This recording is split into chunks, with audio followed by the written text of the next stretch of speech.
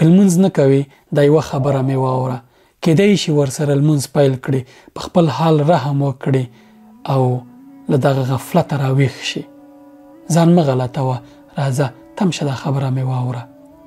پوهېږې الله پاک ولې شیطان وراټه ویې شړه؟ ځکه چې د الله پاک امر یې پر ځای نه کړ، د هغه بنده ته یې سجده ونه کړه. الله پاک ورته امر کړی و، هغه د الله پاک بنده ته سجده ونه کړه، وشړل شو، ورټل شو، بدبخته شو. او ته الله پاک ته سجده نه کې. استغفر الله. په خپل حال باندې رحم نه کې.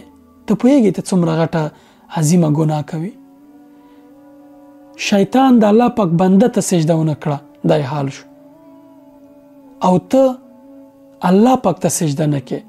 الله پاک درته امر کړی چې ما ته سجده کوه، 5 وخته لمونځ کوه.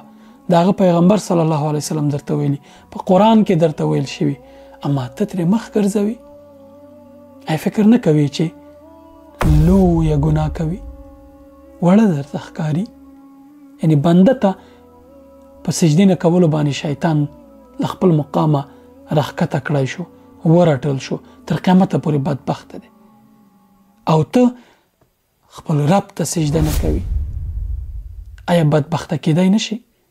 بدبختی دی لازمي نه ده. که ته بدبخته یې، مشکلات لري، ستونزه لري په ژوند کې، خو علت یې همدا دی که نه؟ ته شاید وایې چې زه خو لمونځ کوم بیا هم بدبخت یم. نه، سم لمونځ نه کوي.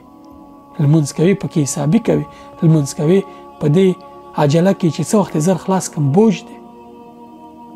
اصلي لمونځ راحت کوونکی دی، موږ ته بوج ښکاري.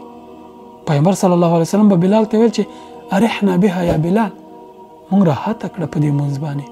یعنی پیغمبر صلی الله علیه وسلم چې به کله ډېر زیات په عذاب و، لمونځ به یې کوه. ځکه چې لمونځ انسان ته راحتي، سکون او خوشحالي ورکوي. ما او تا فکر کوو بوج دی، داسې کوو بس چې مسؤلیت دی او خلاص یې خوند ترې نه اخلو، سکون پکې نه ترلاسه کوو.